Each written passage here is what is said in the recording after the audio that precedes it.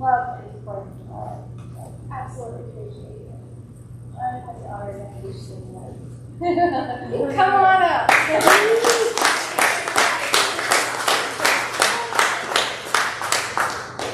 Long, long time ago, I can still remember how music used to make me smile. And I knew if I had the chance that I could make those people dance, maybe they'd be happy for a while. February made me shiver with every paper I delivered. Bad news on the doorstep, I couldn't take one more step. I can't remember if I cried, if I read about his widowed bride, but something touched me deep inside the day the music died. They were singing, bye bye, Miss American Pie. Drove my Chevy to the levee was dry. Those good old boys were drinking whiskey and rye, singing, this'll be the day that I die. This'll be the day that I die. In the streets, the children screamed, the lovers cried, and the poets dreamed. Not a word was spoken, the church bells all were broken, and the three men I admire most, the Father, Son, and the Holy Ghost, caught the last train for the coast. The day the music died, they were singing, sing it like you're drunk. Some American Pie. Drove my Chevy to the levee, but those good old boys were drinking whiskey and rye, singing, this'll be the day that I die. This'll be the day that I... Now, I'm not going to sing you that whole song because we'd have to start like at 9 o'clock with the class. So, I don't know, it'll last forever. That's a fun song. Has everybody here, has anybody not heard that song? Anybody didn't know? See, that's one everybody knows. I don't know why. Because it doesn't make any sense, but you can remember the line. So that's kind of cool. So this farmer went to the door. Someone was banging on his door. He went to the door, and there stood there this government guy. He was in a suit. He flashed his badge up. He said, I'm from the DEA. Farmer said, what's that? He said, the DEA, the Drug Enforcement Agency. You haven't heard of us? He said, well, no, I hadn't. He said, we have a report that you're growing pot here on this farm. We've come to search your farm. The farmer said, me grow pot? He said, I don't think so. He said, but you can look around. He said, we're going to search this farm. He said, well, you can look around if you'd like. He said, you can look wherever you want, but you can't look up in that back pasture. The guy said, wait a minute. I can look anywhere I want. You see this badge? This badge says I can search anywhere I want. He said, well, you can go, but I would, he said, I'm going to look wherever I want. Farmer said, well, go ahead and do what you want to do. Farmer went down to the barn working on his chores, and next thing he heard this DEA guy yelling, help! Help! Help! And he looks out in the back and he's running up through that pasture and this great big bull is chasing him. He said, help! He's going to kill me. Farmer said, oh, just show him your badge.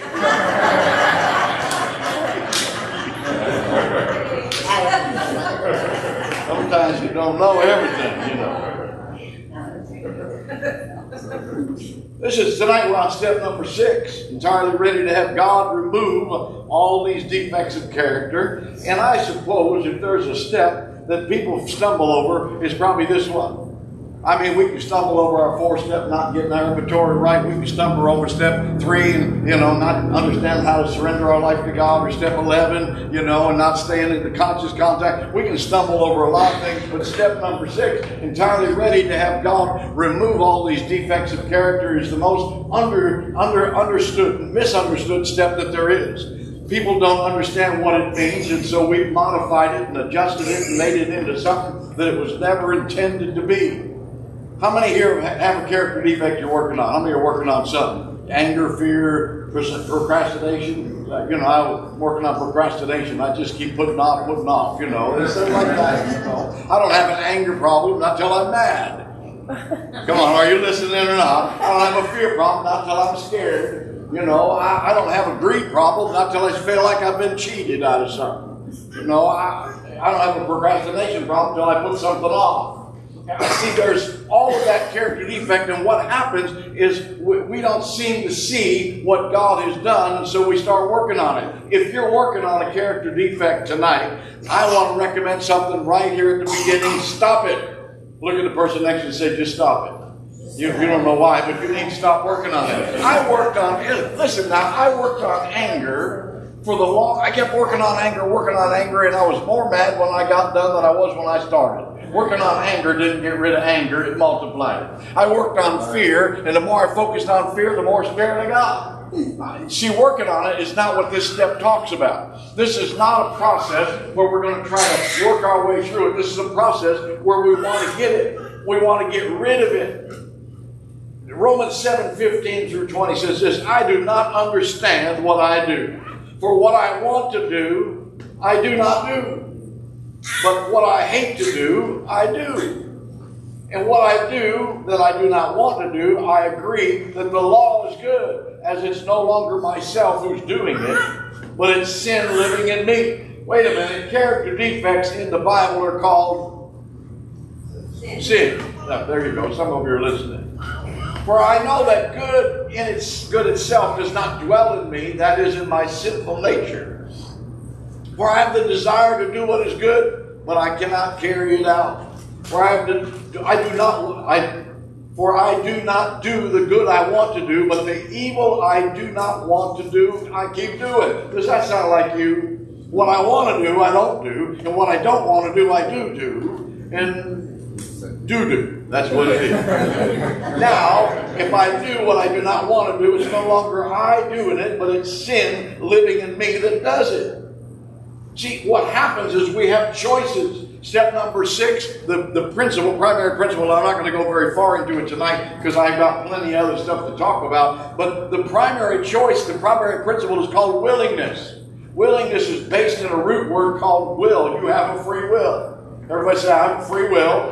You can do whatever you want to do. God will not stop you. 2 immutable facts about your will. God gave you a free will, and He will never override it. If you leave here tonight after this class, and you go down to Joe and Mabel's Country Bar and Grill and order a shot of beer, God will not send an angel down there and slap that beer out of your hand. Or maybe more current, if you go down to the crack house, He's not going to send somebody in and yank the crack pipe out of your mouth, except maybe the drug dealer if you don't have any money. That's another subject. What happens is God doesn't override our free will. That's the good news. He won't override your free will. And that's what gives you the opportunity to have a relationship with God. God established free will with Adam and Eve, and He gave them a choice so He could have a relationship with them. That was the whole gig about the knowledge of the tree of good and evil, is God wanted them to have a choice. You have to have a choice. If there is no choice, there is no relationship. If you don't have a choice in your relationship with God, then you're simply a Robotron. You're simply on autopilot, and there's nothing for you to do at all. You just need to, they'll put you on autopilot. But you have a free will so that you can have a choice in relationship with God. And so we understand that. And Adam and Eve, how many heard about them? That they got kicked out of the garden because they decided to eat of the tree of the knowledge of good and evil. And God kicked them out of the garden. You know why He kicked them out? Say why. Why? Don't say why. Why? He kicked them out because He didn't want them to eat any more of that tree. Because it was the tree. The knowledge of good and evil is that drink that you had. The knowledge of good and evil is that crack pipe that you've been sucking on. The knowledge of good and evil, and if He had not banished them from the garden, they'd have been back eating of that tree again. They would have been addicted immediately. Oh, are you listening or not? So we see that their free will got them into trouble. That's what got you into trouble. When we talk about character defects are an exercise of our free will. Actually, the Big Book describes character defects as our instincts gone awry. You have instinctual things that you're naturally drawn to that have gone off the track, that have gone out of control, that have become too evident for you. And so what happens is we have choices. Some choices are made from a conscious thought process and are based on our prior choices and life patterns. These experience-based decisions are not always good, but they're always based on our own personal experience. You can measure your choices by the outcomes and the consequences. This applies to past choices, to present choices, and even future choices. You can measure your choice by the outcome. Whether it was your choice or not, you'll see in the outcomes. You'll see in the consequences. And so what happens is this often our choices are formed from subconscious beliefs and have turned out to be, they're loosely labeled as autopilot. We've entered into behaviors based on our own choosing and formed from what we believe, and then when we can't get along with them anymore, when we feel like they need to change, when we continue to operate in them and they bring us embarrassment, we call them character defects, and it sounds more appropriate. Are you listening or not? If we change the word character defect to sin, and we involve everybody in sin and repentance from sin, AA would change back to what it was originally. But what it's become is a drop-off for people that want to not drink but remain the same. And there's a lot of people who don't want to drink, they don't want to drug, they don't want the consequences of that behavior, but they want to operate in the other behaviors because they're still having fun with it. And here comes the deal. We call them character defects, looking at them as old behaviors because that's more palatable. But they are not old behaviors. They are current behaviors. Well, my old behavior, I had a guy I've been working with, he came to the house and we did some step work. And he labeled it as one of my old behaviors. I said, stop a minute. That ain't an old behavior. You're still doing that. That's a current behavior. That's not something from that. Maybe it's been around a long time and it's old in that regard, but it's not some past behavior. It's a present behavior. And character defects are not a past behavior, but a present behavior. And we are responsible for that. To accept these actions that we involve ourselves in as norm, and we make mentally list them as something we can't do anything about, at least not now. We do that. And what we do, it becomes the excuse for holding on to the behavior that we already have decided is unacceptable. We hold on to our defects to justify our addictive actions. Romans 7:24 says, wretched and miserable man that I am, who will rescue me and set me free from this body of death?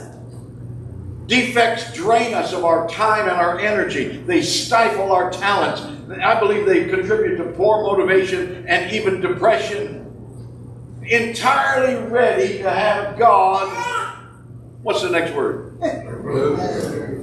What was it? Remove. Remove. Remove. I see. Except for what? We're entirely ready, except for what? Page 65 says natural desire, 12 and 12, page 65 says natural desires that we let exceed their intended purpose. It's the power of our instincts to overreach themselves. We're entirely ready, but our instincts are still overreaching. You're entirely ready to come in recovery and get your life together. Find Jesus and let's go to church. Hallelujah. I like it. However, you come to church. Now listen, I'm not talking about anybody here, maybe, but you come to church with real good motives. You have a heart, you want to find God, you want to get to know Jesus better. You really want to know the Word, you really want to find recovery. Woo, boy, you got it. And then you sit down and you look across the room and there's a cute girl sitting over there. And your instincts show back up. Your passion for God suddenly became third place, maybe fourth. It dropped way down the list. Meeting that girl has become first place. Am I talking to the right group of people or not? I am. And what happens is your instincts go awry. Or you come into a church service and you're really wanting to find God. And they decide they need to pass the basket because they have expenses. Yeah, they're just out for money. And greed shows up. And suddenly your passion for God disappears. Your passion for recovery, your passion to change goes out the window. And then there you are, right back where you started. And you've become, once again, the victim of your character defects. Character defects are habits that are formed from faulty belief systems. The how I feel becomes the dominant factor. You feel weak, so you yield to the behavior, then feel guilt or remorse, so you yield to the behavior more. Some may Page 12 and 12, page 53 says this: some will object to many of the questions posed because they think their own character defects have not been so glaring. To these, it can be suggested that a conscientious examination is likely to reveal the very defects the objectionable questions concerned with. Because our surface record hasn't looked bad. Wait a minute, what's it say? Our surface record. We have a surface record. That's not a measure of really who you are. It's a surface record. It's what we let everybody see. You remember last week or last month when we talked about character man and reputation man? Our reputation man, we have a surface record that don't look bad. I've been sober now for 12 years. Yeah, boy, you're still picking up the girls that are sober 12 minutes. Something wrong with you. That's your surface record. So because you picked up a chip, that don't mean you got it all together. Because our surface record hasn't looked bad, we have frequently been abashed to find that this is so simple because we have buried these self-same defects deep down in us under thick layers of self-justification. Whatever the defects, they have finally ambushed us into alcoholism and misery. These defects will take you back to where you started. The choice stems from the feeling and the feeling from the choice. Character defects, I won't go into all of that. There's a whole list of things that we could talk about. Here's what the 12 and 12 says. On page 64, having been granted, listen to me now, having been granted a perfect release from alcoholism. Should I repeat that? You have been granted a perfect release from alcoholism. Then why shouldn't we be able to achieve by the same means, a perfect release from every other defect and failure? That comes out of the 12 and 12 of Alcoholics Anonymous. This is not about keeping those character defects. You keep them like they're some kind of pet. Like you adopted the pet down at the pound and you keep them like you're in love with them. You know, I have a guy that I sponsor, he said you should never pet a burning dog. I don't know where he got that from. Maybe at some point in his life he's did some crack or something. I don't know. He petted a burning dog. Maybe he lit one on fire. Or maybe he was hallucinogenic. That might have been it. I'm not sure. We need to forfeit all reservations and excuses and limitations and resistance to be ready. This is a past tense. It's necessary for the present tense to be effective. If you want to get rid of your character, look at me for a minute. If you want to get rid of your character defects, you can. See, page 12 and 12, page 63 says this: the often disputed question of whether God can and will, under certain conditions, remove defects of character will be answered with a prompt affirmative by almost any AA member. To him, this proposition will be no theory at all. It will be just about the largest fact in his life. How can we miss this? The largest fact in his life that God not only removed the alcoholism, but he removed the character defects. Let me scroll down here for a minute and tell you what the big book says about this. See, in faith, there's enough light for those that want to find it, and there's enough shadows for those that want to hide. And character defects are the same in that there's enough impetus for us to get free from defects and enough latitude for those who want to hold on to these traits so they can keep them if they want. You can listen to me, you can hold on to anything you want, you're allowed. If it's been making you miserable, maybe you ought to consider why you want to hold on to it. What in the world are you holding on to? People are holding on to anger, holding on to lust, holding on to fear, holding on to confusion, holding on to misery. Why are you holding on to it? What value is it? What value do you have? The big book says this.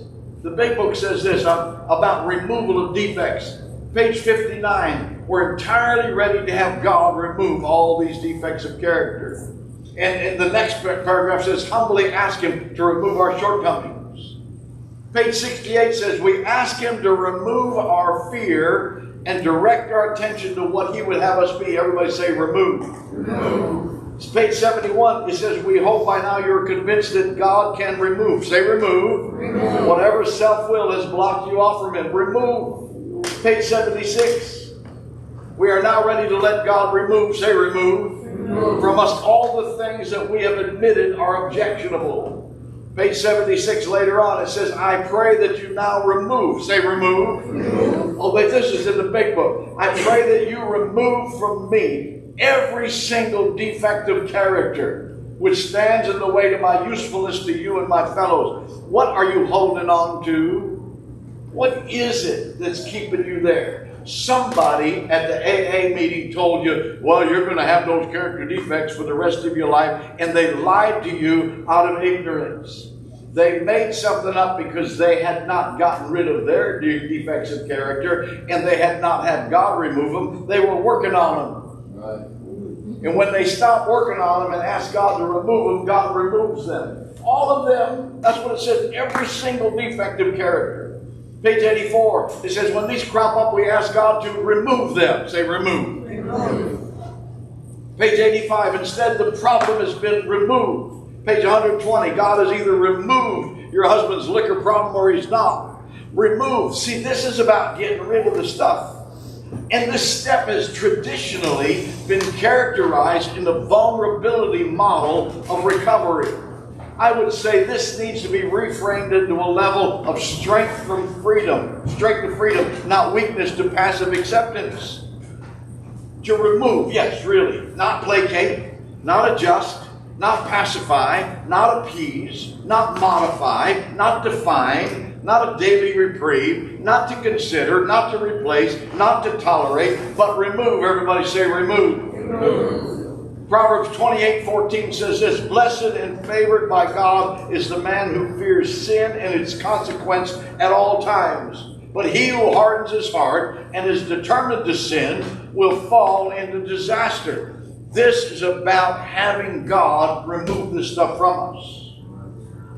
Page 69 of the 12 itself. Maybe I can postpone dealing with some of my problems indefinitely. Of course, this won't do. Such a bluffing of oneself will have to go the way of many other pleasant rationalizations. The very least, we shall have to come to grips with the worst character defects and take action toward their removal as quickly as we can. This is not about putting this off for some other time. This is about learning that listen, everybody listen to me, whatever that character defect was you said at the beginning of this meeting, and I don't know what it was, but you do, you knew immediately. In fact, you knew number 1, 2, and 3, so don't look at me in a funny look. Like, you know what I'm talking about. You can leave here tonight without any of those character defects. God can remove them. Say, remove them. The moment we say no, never, our minds close against the grace of God.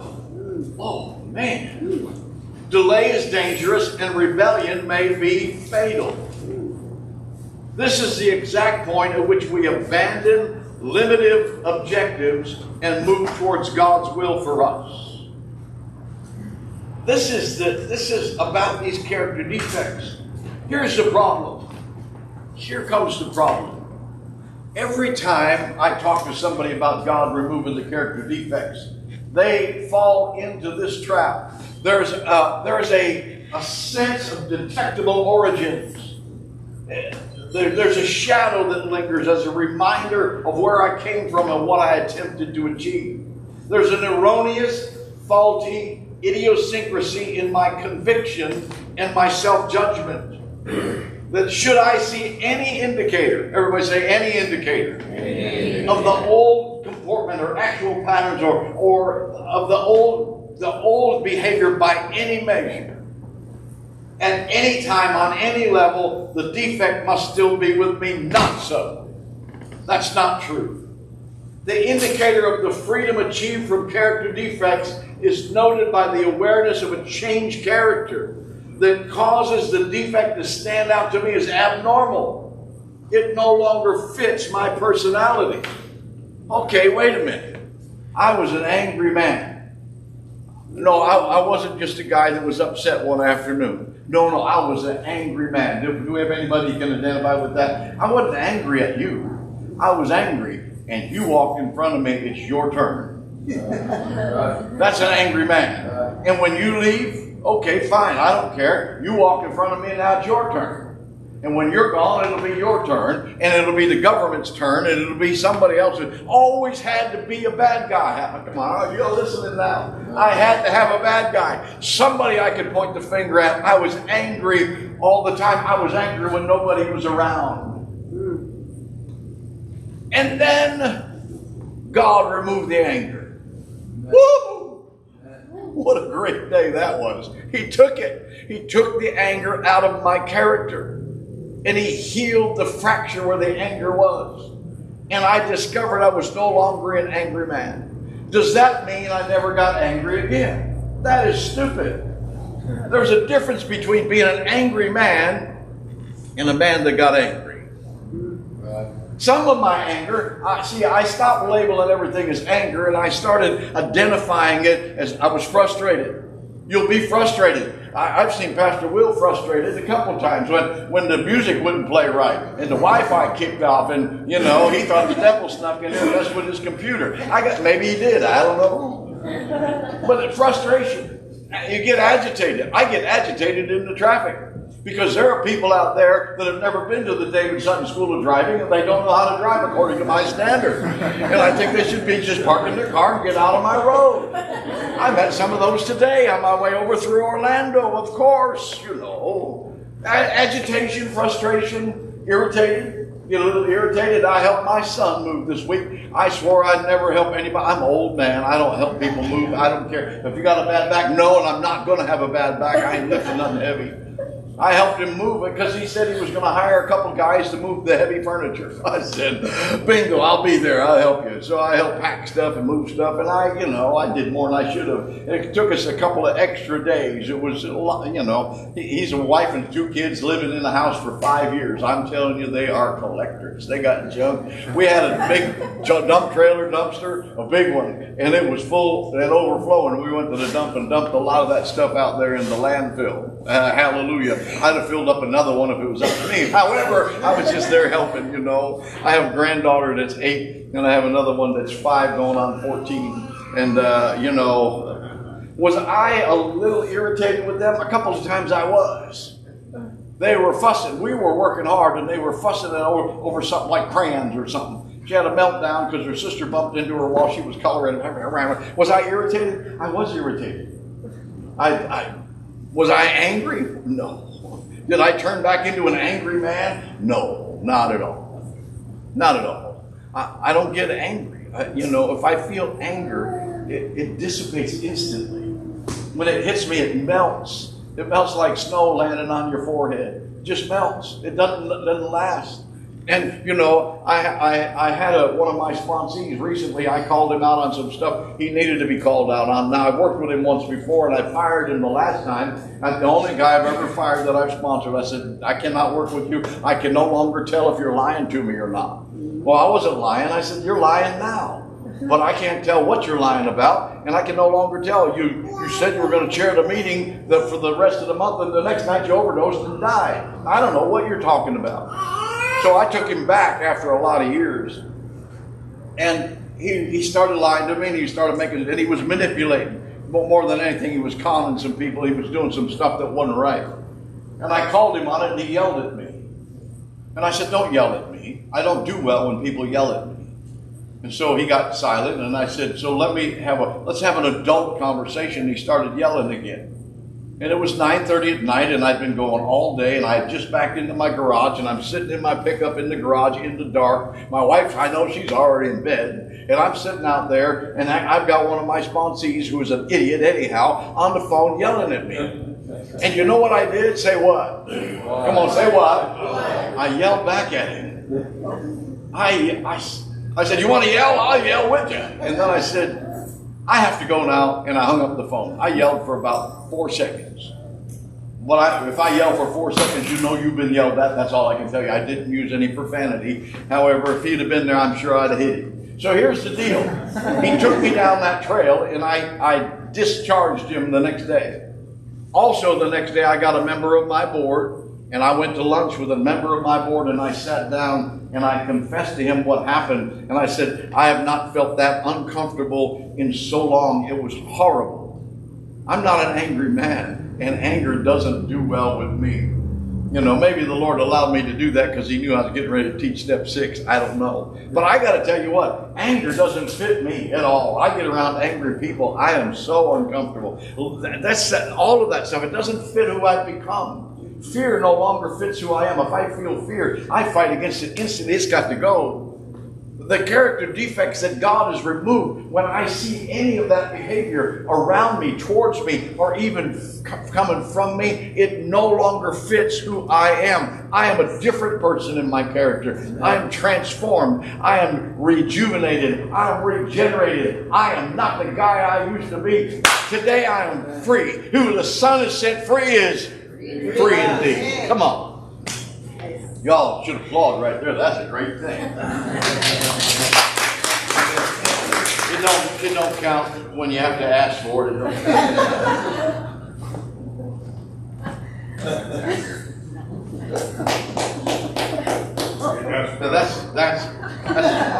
That's a golf clap. That's what they do on the golf course. Oh, that was very easy. I always tell them, if you're going to clap, you might as well clap like somebody just did a touchdown. You know, let's be excited about it. So here's the deal. When I look at character defects, they stand out. That behavior stands out as abnormal and unhealthy. It no longer fits who I am. No matter what I do, those character defects have been removed, and the behavior that was attached to them has been removed, and the behaviors don't fit who I've become. Today I'm a kind man. I'm gentle in who I've become. I'm not a fighter. I lay no claim to that. First of all, I'm too old to fight. No, just the way. Just don't do it. When you turn 70, you should not be fighting anymore. I found that out. When you turn 60, you shouldn't be fighting. Some of you at 20, you shouldn't be fighting. Because you'll probably get some 60-year-old guy kick your fanny. So that's kind of how it works.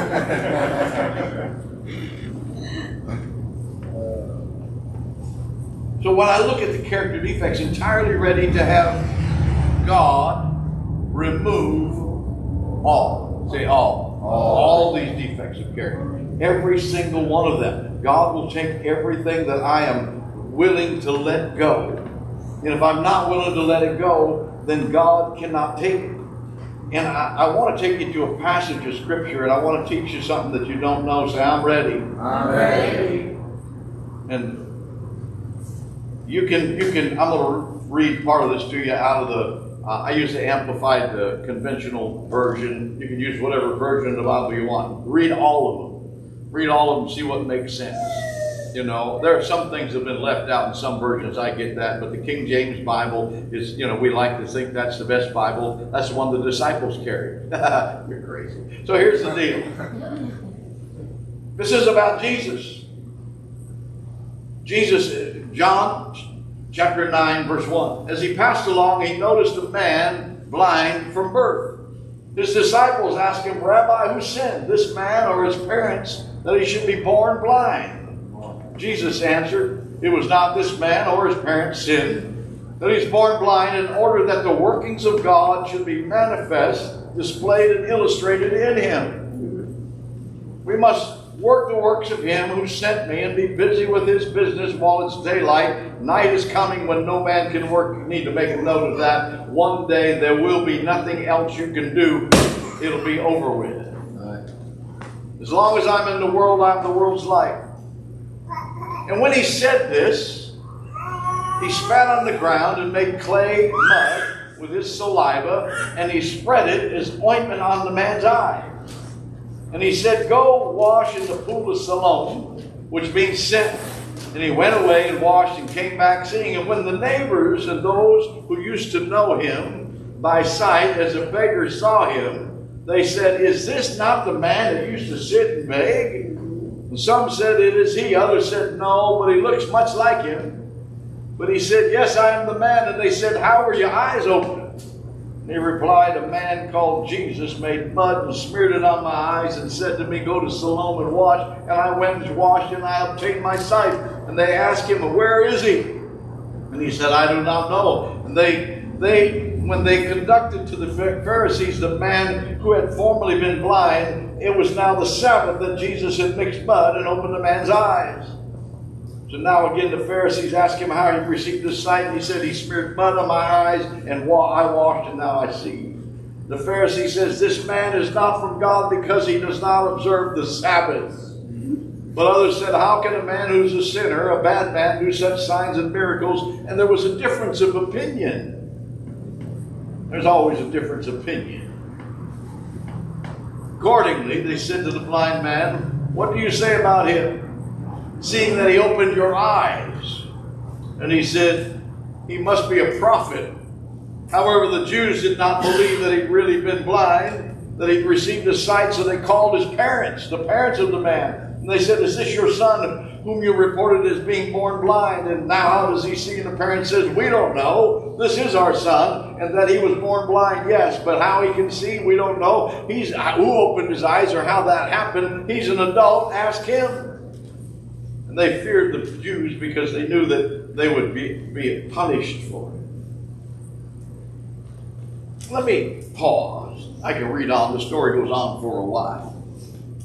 Let me take you to this situation, to this scenario. So here we have a blind guy, blind from birth. His whole life has been sitting beside the road.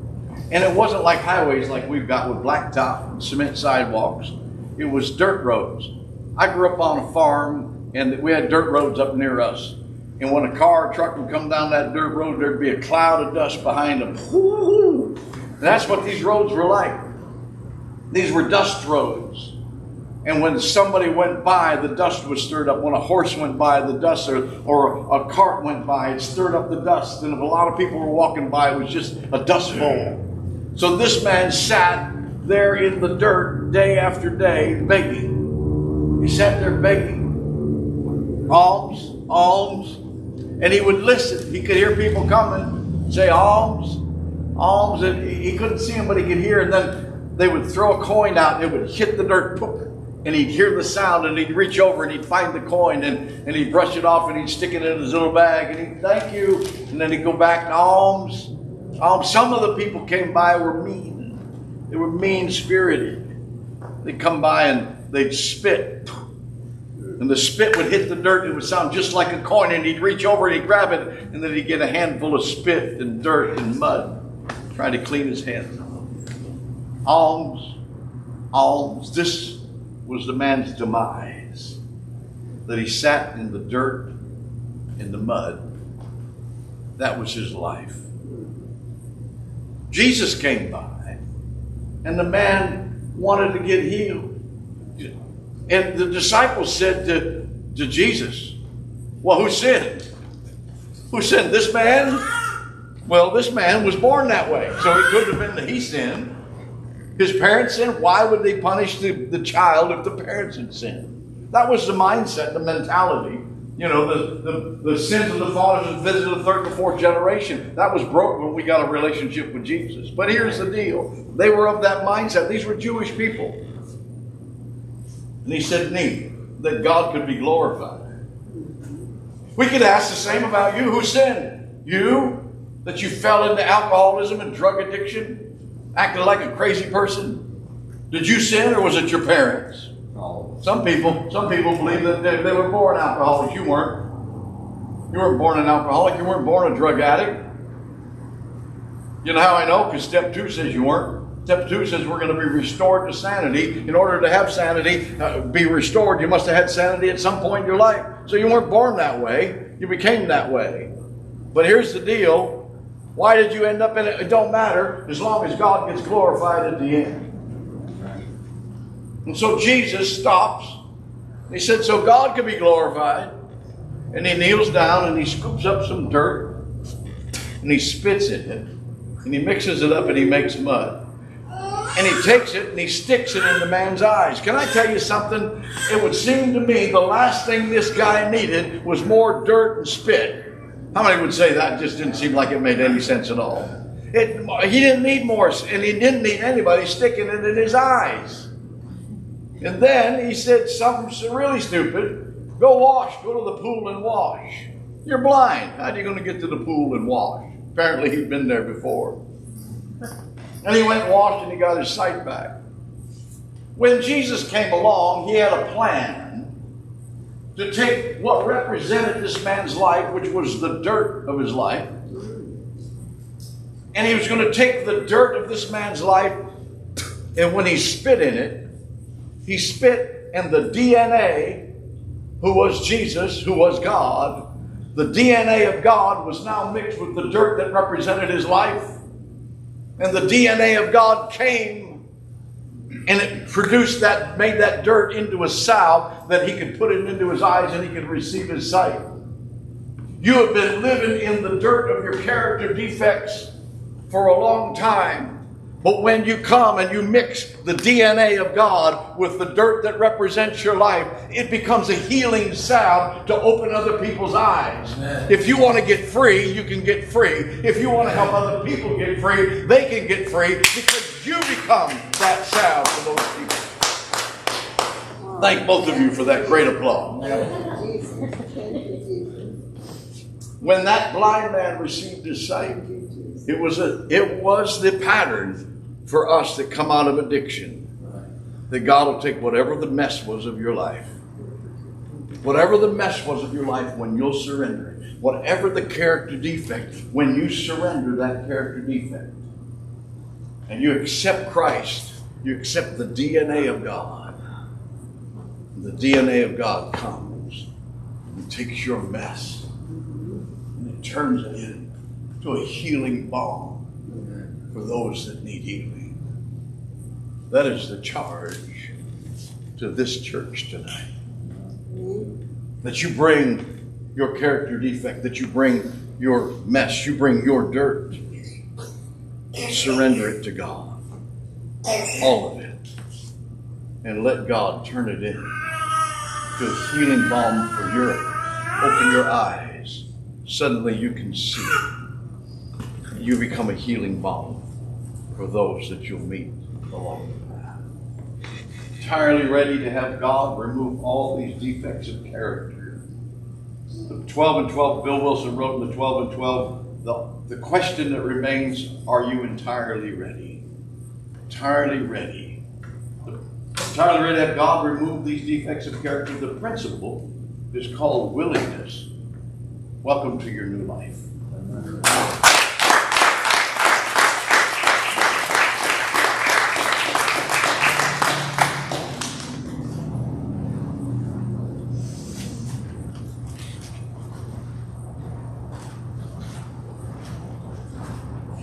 I gotta follow that, huh?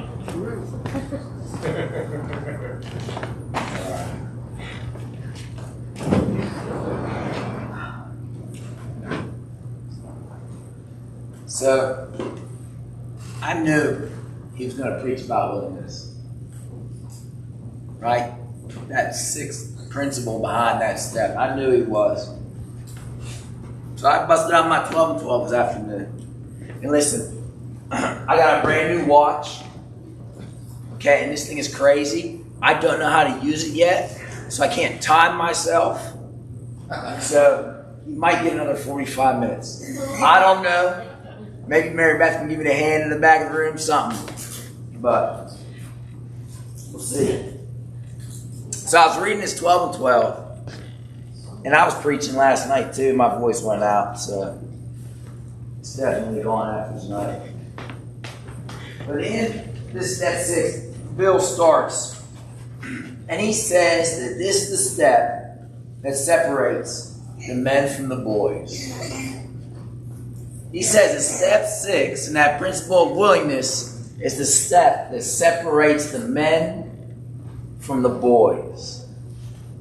He explains that any person capable of enough willingness and honesty to try repeatedly step 6 in all his faults, without any reservations whatever, has indeed come a long way spiritually.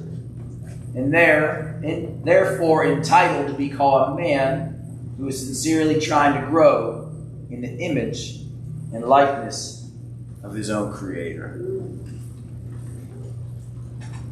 Right, I like what Dr. Sutton touched on earlier. He said, having been granted a perfect release from alcoholism, why then shouldn't we be able to achieve the same means of perfect release from every other difficulty or defect? Right? We read page 64. You know that infamous page in that big book says, our liquor is but a symptom. We have to get down to the causes and conditions. Right? You know the alcohol and the drug isn't the problem. You know that. If you don't, you will now. You're the problem. That's where the thing to being a dry drunk comes in. That's why you can get rid of the weed, you can get rid of the drugs, get rid of the prescription pills, get rid of the heroin, and you're the exact same person that you were, just not all strung out in the substance. Because you haven't addressed the problem. Right? When you get a flu or you get an illness, right? What happens? You get a runny nose, you get a cough, you get a fever, right? You might get a little problems in the tummy, right? You get these symptoms of what the real illness is. The real illness is the flu. You're never going to get rid of the flu if you treat the symptoms. You need to treat the illness. And that is what we're doing in this step. We're taking out those defects of character and treating the illness, which is I. Bill concludes. He says, so the difference between the boys and the men is the difference between striving for a self-determined objective and for the perfect objective, which is of God. This is a communion message, I promise you. So I'm reading this, that I'm batting around this topic of willingness, and I flipped open my Bible, and there's a story in here. Matthew 17. It says, when they reached the crowd, a man approached and knelt down before him. Lord, he said, have mercy on my son, because he has seizures and suffers terribly. He often falls into the fire and often into the water. I brought him here to your disciples, but they couldn't heal him. Jesus replied, you unbelieving and perverse generation, how long will I be with you? How long must I put up with you? Bring him here to me. Then Jesus rebuked the demon. It came out of him, and from that moment the boy was healed. Then disciples approached Jesus privately and said, why couldn't we drive it out? This is what Jesus said. Because of your little faith. He told them, for I truly tell you, if you have the faith the size of a mustard seed, you will tell this mountain to move from here to there, and it will move. Nothing will be impossible for you. See, that interaction, Jesus was having an interaction with his disciples. The story is told again in Mark 9. And in Mark 9, Jesus says, how long has this been happening to him? He's talking to the boy's father. He said, from childhood. And many times it has thrown him into fire and water to destroy him. But if you can do anything, have compassion on us and help us. Jesus said to him, if you can, everything is possible for the one who believes.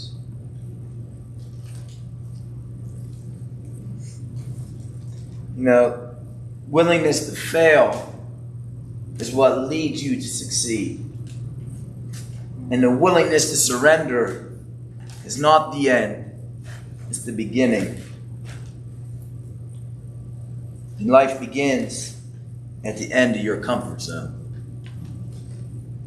We go through these steps. We go through these steps the whole way to step 6, and you get that glorious promise, the biggest promise of all, that God's going to remove these things from you. Remove them. He doesn't put them up on a shelf and say you can have them back. He takes them away. They're gone.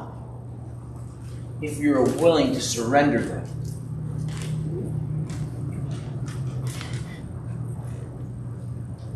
You know, in 1 Corinthians 11, Paul writes, "Let a person examine himself in this way. Let him eat the bread and drink from the cup.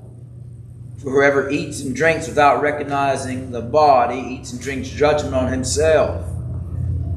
This is why many are sick among you, and many have fallen asleep.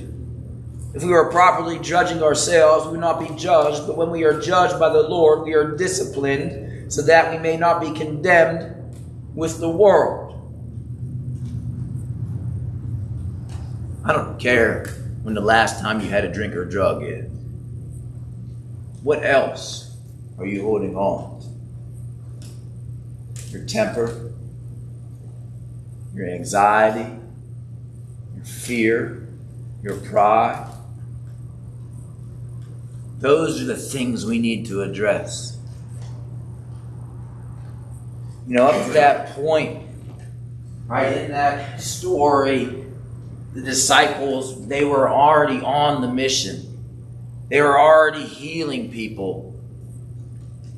They were already doing these glorious miracles. But in that one, they failed because of their faith, because there's a world of people out there that desperately need us. Amen. Every single bit of you.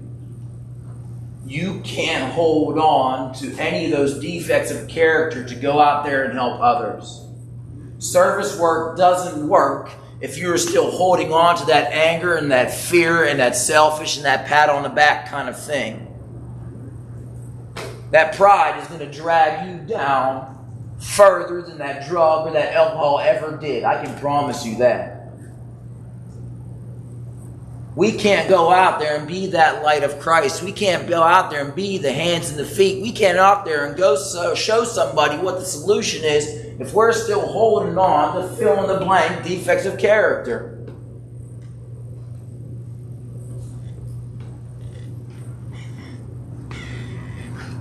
If you want something you've never had, you must be willing to do something you've never done. Have you surrendered everything in your entire life? Everything.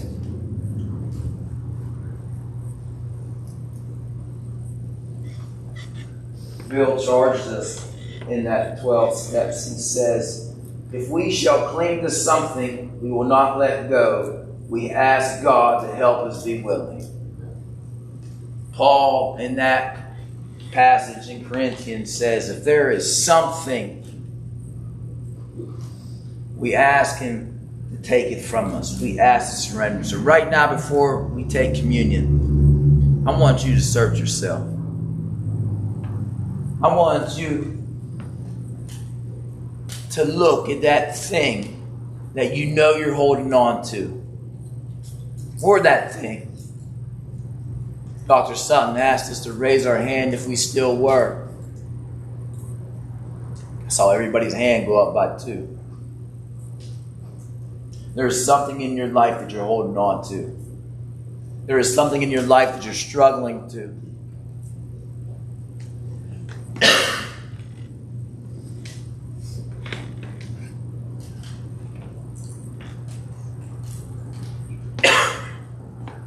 Paul says, for I received from the Lord what I also passed on to you.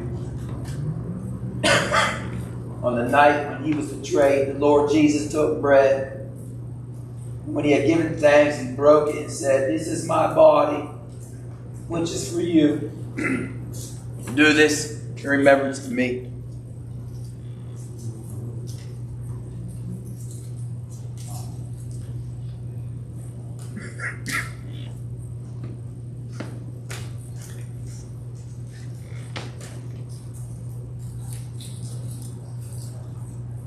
The same way, he also took the cup after supper, saying, "This cup is a new covenant in my blood.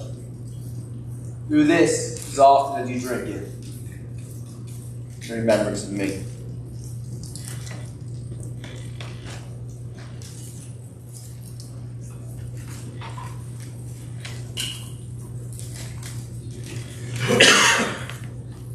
Father, I want to pray for that man and woman.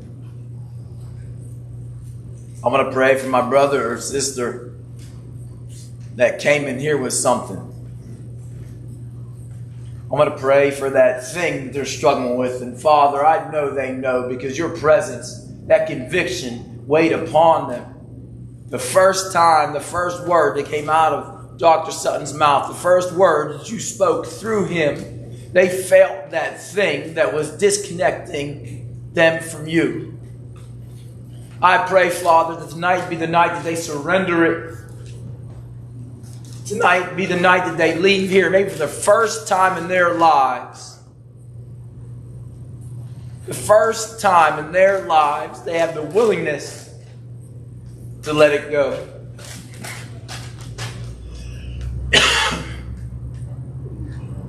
Father,